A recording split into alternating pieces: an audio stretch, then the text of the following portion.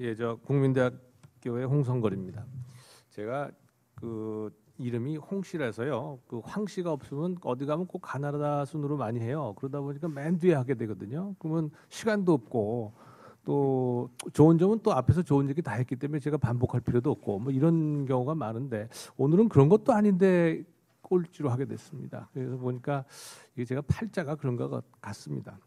그 아까 앞에 그 저 말씀에 김 변호사님 말씀에 이게 좀 잘 그 숫자적으로 안 맞는 것 같다 이렇게 말씀을 하시는데 뭐 꼭 뭐 숫자적으로 꼭 기계적으로 맞아야 되나요? 그냥 우리 저 말씀을 드리겠습니다만 뭐 들어보시고 또 앉아서 판단하시면 그것이 더 저는 논리와 합리성이 가장 중요하다고 생각을 합니다.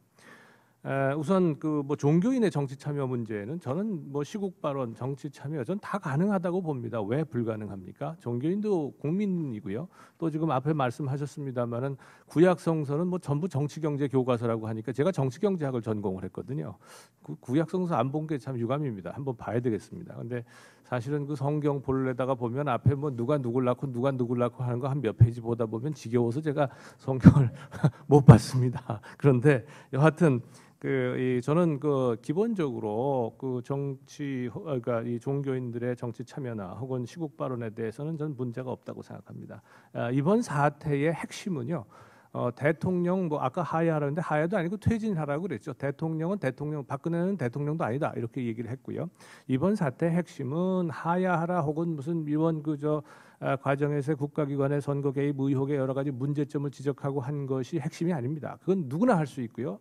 표현의 자유고요.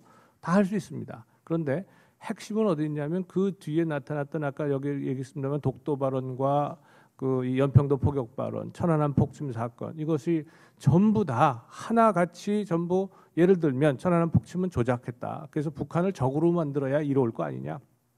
북한이 얘기한 거하고 똑같습니다. 연평도 포격 사건도 결국은 NLL을 우리 영토라고 인정하지 않는 겁니다. 이게 실수라고 생각을 하십니까? 또는 지금 말씀하신 것처럼 박창신 신부가 평화를 얘기한 거라고 생각하십니까? 9페이지 정도에 달하는 그것을 제가 반복해서 수없이 읽어봤습니다. 평화를 느낄 수도 없었고요. 일시적인 실수라고 볼 수도 없었습니다. 평소에 생각하고 계신 걸 그대로 말씀하신 겁니다. 종북, 빨갱이 이런 발언, 이런 언급들 우리 사회에 공포를 유발하는 거 맞습니다. 저도요. 전후 세대긴 합니다만은 이런 빨갱이라든가 혹은 종북이라든가 하는 얘기 안 했으면 좋겠습니다. 그런데 엄연히 북한이 저기 있습니다.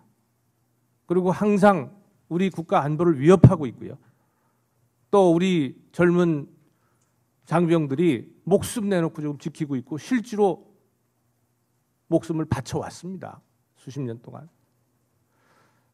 6.25 동란 당시에 저도 저희 큰아버지 두 분이 인민군에게 학살당했습니다. 저희 집안에서도.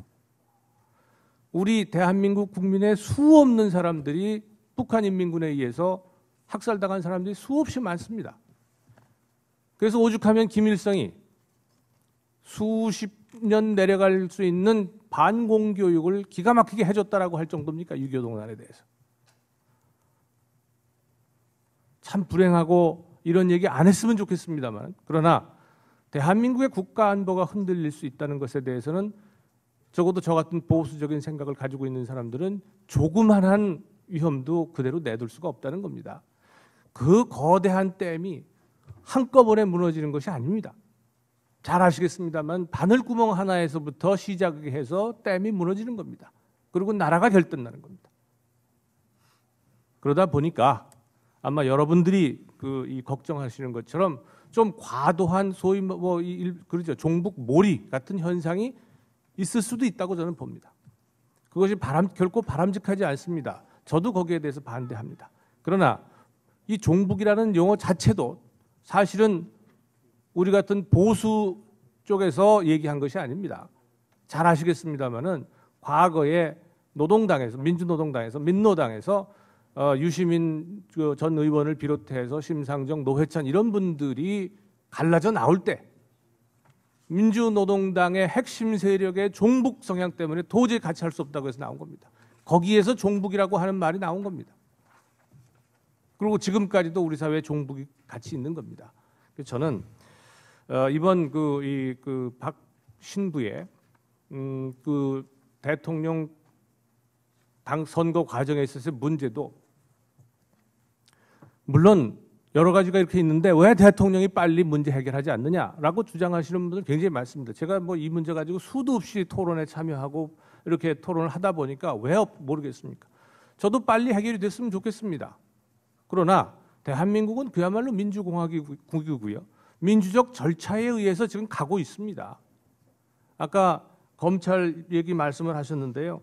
맞습니다. 지금 청와대 행정관이 불법적으로 최동욱 전 총장의 아들의 가족관계부를 요청을 해서 밝혀봤다는 것이 지금 검찰 조사에서 나왔어요.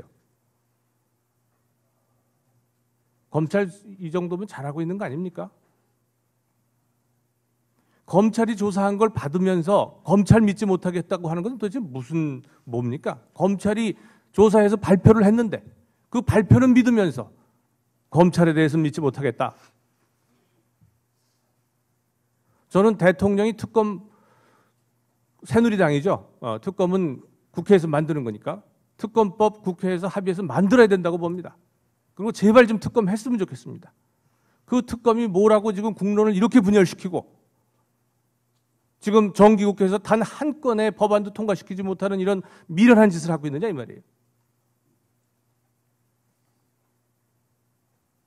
거기에 박창신 신부의 앞에 얘기, 대통령 무슨 이런 얘기는 저는 얼마든지 가능하고 그리고 얼마든지 받아들일 수 있습니다. 그러나 연평도 포격 문제라든가 천안함 폭침 사건 또 연평도 포격은 결국은 NLL을 북한 영토로 인식하지 않고서는 나올 수 없는 발언입니다. 이런 문제에 대해서는 박창신 신부가 명확하게 사죄할 건 사죄해야 된다고 봅니다. 그런데 사죄할 마음이 없는 겁니다. 왜? 평소의 생각이 그러니까. 이렇게 평소에 된 생각이 이러신 분들을 종북이라고 하는 것은 종북 몰이가 아니고 실제 종북이기 때문에 종북이라고 하는 얘기입니다. 그분들을 종북으로 몰아서 저 같은 사람이 무슨 이익을 보겠습니까? 대한민국의 국가 안보에 문제가 있다고 보기 때문에 먼 장래에 더 큰 사태를 막기 위해서 그렇게 하는 겁니다.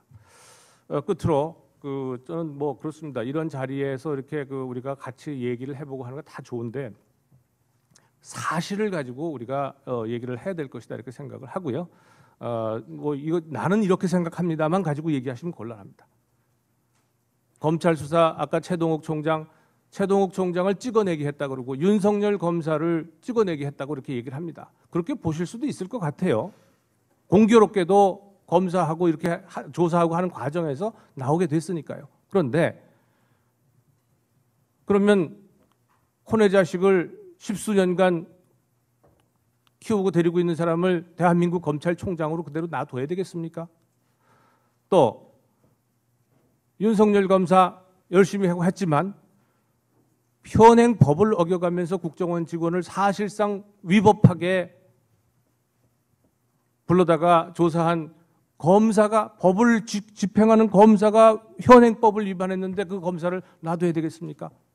뭐 이런 겁니다. 그런 검사들이 빠졌는데도 지금 청와대 행정관의 이러한 문제라든가 이런 것이 검찰 조사에서 좀 드러나지 않습니까? 이 정도로 말씀 마치겠습니다. 네, 감사합니다.